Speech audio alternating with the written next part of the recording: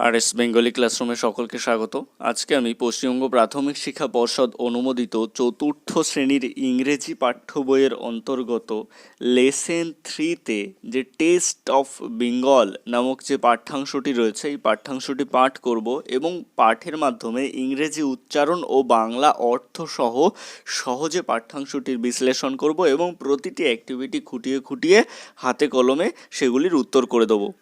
আজকে আমি লেসন 3-র 40 নম্বর পাতায় অ্যাক্টিভিটি 4-এর নিচে থেকে লেটস কন্টিনিউ যেখান থেকে পাঠ্যাংশটি আবার শুরু হয়েছে সেখান থেকে পাঠ করব। এর আগের পার্টের ভিডিওতে আমি এর আগে পর্যন্ত যতটুকু পাঠ্যাংশ রয়েছে সেটি পাঠ করেছি এবং অ্যাক্টিভিটি সলভ করে দিয়েছি। তোমরা যারা যারা সেই ভিডিওটি দেখে উঠতে পারোনি আমি ডেসক্রিপশানে লিঙ্ক দিয়ে দেবো, তোমরা সেখান থেকে দেখে নেবে। তো আজকে আমি শুরু করব লেটস কন্টিনিউ 40 নম্বর পাতায় যেখান থেকে পাঠ্যাংশটি আবার শুরু হয়েছে।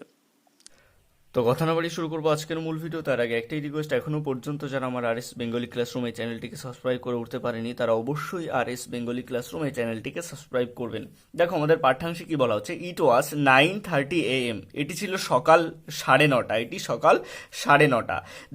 দে অর্থাৎ তারা, স্যাট ইন দ্য ওপেন, স্যাট অর্থাৎ শব্দের অর্থ হচ্ছে বসেছিল, দে স্যাট তারা বসেছিল, in the open courtyard.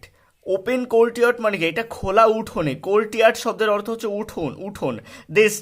They SAT in the open courtyard, তারা বসেছিল একটি খোলা উঠোনে, ইন দ্য প্লেজেন্ট মর্নিং মানে কি, প্লেজেন্ট শব্দের অর্থ হচ্ছে মনোরম, প্লেজেন্ট শব্দের অর্থ মনোরম, প্লেজেন্ট মর্নিং সানশাইন মানে কি সকলের সূর্যালোকে, অর্থাৎ মনোরম পরিবেশ, একটা মনোরম পরিবেশ সেটা চিত্রিত হয়েছে এই লেখনের মাধ্যমে, যে তারা সকালে একটি মনোরম পরিবেশে সূর্যালোকের মধ্যে খোলা উঠোনে বসে ছিল।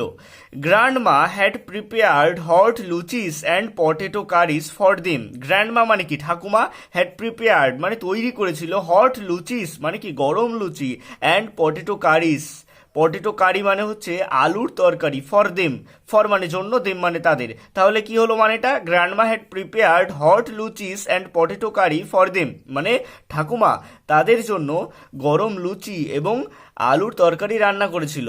গোগল ওয়াজ হাংরি, গোগল ছিল ক্ষুধার্ত। He found the food very tasty, সে এই খাবারে খুবই স্বাদ পেল, সে খাবারে খুব স্বাদ অনুভব করলো। হি ওয়াজ লিকিং হিজ ফিঙ্গার্স মানে সে তার আঙুল চাটতে লাগলো, মানে এতটাই খাবারটি সুস্বাদু হয়েছে যে সে খাবার পরে তার আঙুল চাটতে লাগলো। আফটার ব্রেকফাস্ট মানে জল খাবারের পরে, আফটার মানে পরে, ব্রেকফাস্ট মানে জল খাবার, আফটার ব্রেকফাস্ট জল খাবারের পরে, the children played in the courtyard, জল খাবারের পরে শিশুরা খেলতে লাগলো। দ্য চিলড্রেন প্লেড মানে শিশুরা খেলতে লাগলো কোথায়, ইন দ্য কোর্টইয়ার্ড মানে তারা উঠোনে খেলতে লাগলো। টাইম পাস্ট কুইকলি মানে সময় দ্রুত গড়িয়ে গেল। ইট ওয়াজ সুন 12 ইন দ্য আফটারনুন, খুব তাড়াতাড়ি দুপুর 12টা বেজে গেল। গ্র্যান্ডমা ওয়াজ কুকিং লাঞ্চ মানে ঠাকুমা দুপুরের খাবার তৈরি করছিল, অর্থাৎ মধ্যাহ্ন ভোজ, গ্র্যান্ডমা দুপুরের খাবার তৈরি করছিল। গৌরী টোল্ড, গৌরী বলল, হার, গৌরী টোল্ড হার, গৌরী বলল তাকে, অর্থাৎ কাকে, গ্র্যান্ডমাকে অর্থাৎ ঠাকুমাকে, দ্যাট যে, দ্যাট শব্দের অর্থ হচ্ছে যে, Gogol did not like Bengali food, Gogol বাঙালি খাবার পছন্দ করে না। গ্র্যান্ডমা স্মাইল্ড, ঠাকুমা হাসলেন। She took all of them into the kitchen মানে তিনি তাদের সকলকে রান্নাঘরে নিয়ে গেলেন। গ্র্যান্ডমা অর্থাৎ ঠাকুমা তাদের সকলকে রান্নাঘরে নিয়ে গেলেন। Gogol could see now the actual process of Bengali cooking মানে গোগল এবার বাঙালি রান্নার যে ধরন, যে প্রসেস শব্দের অর্থ হচ্ছে ধরন, বাঙালি রান্নার যে আসল ধরন সেটি গোগল এবার দেখতে পেল। He felt a new interest in Bengali food মানে সে এবার বাঙালি খাবারের প্রতি আগ্রহ প্রকাশ করলো, বা সে এবার বাঙালি খাবারের প্রতি আগ্রহ অনুভব করলো, এখানে ফেল্ট দিয়েছে যেহেতু, তো আগ্রহ অনুভব করলো বাঙালি খাবারের প্রতি। হি এট এ হার্টি লাঞ্চ, হার্টি শব্দটা বলা হচ্ছে মন প্রাণ দিয়ে, অর্থাৎ সে মন প্রাণ দিয়ে খেয়েছিল, এতটাই তার ভালো লেগেছিল। হি এট এ হার্টি লাঞ্চ অফ, কি কি খেয়েছিল মন প্রাণ দিয়ে, রাইস অ্যান্ড রহু কারিস মানে ভাত এবং রুই মাছের ঝোল। Then there were rasgullas and sweet curd, এবং তার সাথে কি ছিল, রসগোল্লা এবং ছিল সুইট কার্ড মানে কি মিষ্টি দই। তারপরে ইন দ্য ইভিনিং, সন্ধ্যাবেলায়, the children sat around grandma and heard stories, সন্ধ্যাবেলায় শিশুরা ঠাকুমার চারিদিকে বসে গল্প শুনেছিল। কি গল্প শুনেছিল? গল্পটা কে বলেছিল? গ্র্যান্ডমা অর্থাৎ ঠাকুমা। গোগল এনজয়েড ইটিং পেঁয়াজিস, মানে গোগল কি খেয়েছিল তার সাথে? পেঁয়াজি খেয়েছিল। অনিয়ন পাকোড়াস মানে কি পেঁয়াজের চপ, যেটার নাম হচ্ছে পেঁয়াজিস। এ ফেভারিট বেঙ্গলি স্ন্যাক্স, অর্থাৎ একটা জনপ্রিয় বা বলা যেতে পারে প্রিয় বাঙালি জলখাবার। The family return to Kolkata in the evening, মানে পরিবারটি সন্ধ্যাবেলায় কলকাতায় ফিরে এলো। It had been a unforgettable, unforgettable শব্দের অর্থ হচ্ছে ভোলা যায় না এমন। It had been an unforgettable day for Google, মানে গুগলের জন্য এটি একটি স্মরণীয় দিন। He has realised on important thing about Bengali food, মানে সে বাঙালি খাবার সম্পর্কে একটি গুরুত্বপূর্ণ ধারণা অনুভব করলো। সেটা কি? দ্য টেস্ট অফ বেঙ্গল, মানে বাঙালি খাবারের যে স্বাদ, ইজ ক্লোজলি রিলেটেড, সেটি গভীরভাবে সম্পর্কযুক্ত উইথ লাভ অ্যান্ড কেয়ার, মানে ভালোবাসা এবং যত্ন তার সাথে জড়িয়ে রয়েছে। অর্থাৎ বাঙালি খাবারের সাথে ভালোবাসা এবং যত্ন জড়িয়ে রয়েছে, এটা গুগল অনুভব করলো। দেখো এখানে ওয়ার্ড থ্রোব রয়েছে, শব্দ ভান্ডার। কোর্টইয়ার্ড, কোর্টইয়ার্ড শব্দের অর্থ আমরা বলেছি উঠোন। এখানে আমাদের বলেছে অ্যান ওপেন স্পেস, একটা খোলা জায়গা, in front of a house, মানে বাড়ির সামনের একটি খোলা জায়গা। হার্টি, ফুলফিল, মানে এটা বলা যেতে পারে মনোরম বা পরিপূর্ণ। Snacks, light food, light food কি হালকা খাবার, usually eaten in between main meals, মানে অর্থাৎ দুপুরের খাবারের পর কিছু ভাজা খাবার। আনফরগেটেবল বা মেমোরেবল, মানে ভোলা যায় না এমন বা স্মরণীয়। এরপর আমাদের রয়েছে অ্যাক্টিভিটি 5। অ্যাক্টিভিটি 5 এ আমাদের এই কলামের সাথে বি কলাম মেলাতে হবে। আমি এখানে দাগিয়ে দিয়েছি, তোমরা পাশাপাশি উত্তরও লিখে নিতে পারো। তো এই গ্র্যান্ডমা, গ্র্যান্ডমা কি করছিল? গ্র্যান্ডমা, এটার অ্যান্সার হবে had prepared hot luchis and potato curries, মানে লুচি, গরম লুচি এবং আলুর তরকারি রান্না করেছিল। গুগল, গুগল কি করেছিল? Google found the food very tasty, Google বুঝেছিল যে এই খাবারটি খুবই সুস্বাদু, গুগলের কাছে খাবারটি খুব সুস্বাদু মনে হয়েছিল। দ্য চিলড্রেন, দ্য চিলড্রেন শিশুরা কি করছিল? Heard stories told by grandma, মানে গল্প শুনেছিল, ঠাকুমার বলা গল্প শুনেছিল। দ্য ফ্যামিলি, দ্য ফ্যামিলির সাথে কি মিলছে? এটা মিলছে return to Kolkata in the evening, মানে সেই পরিবারটি সন্ধ্যাবেলায় কলকাতায় ফিরে এসেছিল। এরপর রয়েছে অ্যাক্টিভিটি 6। অ্যাক্টিভিটি 6 এ আমাদের question answer the following question, মানে প্রশ্নগুলির উত্তর করতে হবে। এ দাগ, what did the children do after having breakfast, মানে শিশুরা জলখাবার খাবার পরে তারা কি করেছিল? তো এটার উত্তর হবে, তো এই দাগের অ্যান্সার হবে আফটার হ্যাভিং দ্য ব্রেকফাস্ট, অর্থাৎ জলখাবারের পরে the children played in the courtyard, the children played in the courtyard, মানে কি শিশুরা জলখাবারের পরে উঠোনে খেলা করছিল। এরপরে বি দাগ, what did Google have for lunch, Google দুপুরের খাবারে কি খেয়েছিল? তো বি দাগের অ্যান্সার হবে Google had rice, Google had rice, rohu curry, rasgullas, Google had rice, rohu curry, rasgullas and sweet curd for lunch, and sweet curd for lunch, অর্থাৎ Google ভাত, রুই মাছের ঝোল, রসগোল্লা, মিষ্টি দই খেয়েছিল দুপুরের খাবারে, অর্থাৎ মধ্যাহ্ন ভোজনে। How did the children enjoy the evening, অর্থাৎ তারা সন্ধ্যাবেলাটা কিভাবে উপভোগ করেছিল শিশুরা? তো সি দাগের অ্যান্সার হবে the children had piyajis and grandma told them stories, the children had peyajis and grandma told them stories, মানে শিশুরা পেঁয়াজি খেয়েছিল এবং গ্র্যান্ডমা তাদের গল্প বলেছিল। Thus they enjoyed the evening, এভাবেই তারা সন্ধ্যাবেলাটা উপভোগ করেছিল। এরপর ডি দাগ, why was the day unforgettable for Google, মানে গুগলের কাছে এটা অবিস্মরণীয় দিন কেন? তো ডি দাগের অ্যান্সার হবে he had enjoyed the whole day with grandma and cousins. He had enjoyed the whole day with grandma and cousins, মানে সে গ্র্যান্ডমা এবং তুতো ভাই বোনদের সাথে সারা দিনটা উপভোগ করেছিল। হি এনজয়েড বেঙ্গলি ফুড অলসো, হি এনজয়েড বেঙ্গলি ফুড অলসো, মানে সে অনেক বাঙালি খাবার খেয়েছিল। দ্যাট ইজ ওয়াই, এটাই কারণ, that is why the day was unforgettable for Google. That is Y, এটাই কারণ, দ্য ডে ওয়াজ আনফরগেটেবল, মানে এই দিনটি অবিস্মরণীয় ছিল ফর গুগল, গুগলের জন্য। দেখো আমাদের অ্যাক্টিভিটি 7 এর এতে বলেছে circle the proper noun in the following passage, মানে যেগুলো নাম বোঝাবে, নামপদ, সেগুলোতে আমাদের গোল করতে হবে। তো India is our motherland, Bharat হয় আমাদের কি মাতৃভূমি, তো ইন্ডিয়া, ইন্ডিয়া একটি নাম বোঝাচ্ছে, এটাই গোল করবে। We have the Himalayas in the north, অর্থাৎ ভারতের উত্তরে রয়েছে হিমালয়াস, তো হিমালয়াস এটাও প্রপার নাউন, এটাই গোল করবে। The Indian oceans, Indian oceans মানে ভারত মহাসাগর, ইন্ডিয়ানস ওশান, এটা ইন্ডিয়ান থেকে ওশানস, এটা কিন্তু একটাই ওয়ার্ড, এটাকে গোল করবে। ইন দ্য সাউথ, সাউথ মানে কি দক্ষিণে, দক্ষিণে আছে কি ভারত মহাসাগর। দ্য বে অফ বেঙ্গল, অর্থাৎ বঙ্গোপসাগর। লাইস ইন দ্য ইস্ট, বঙ্গোপসাগর রয়েছে কোথায়, বঙ্গোপসাগর রয়েছে পূর্ব দিকে।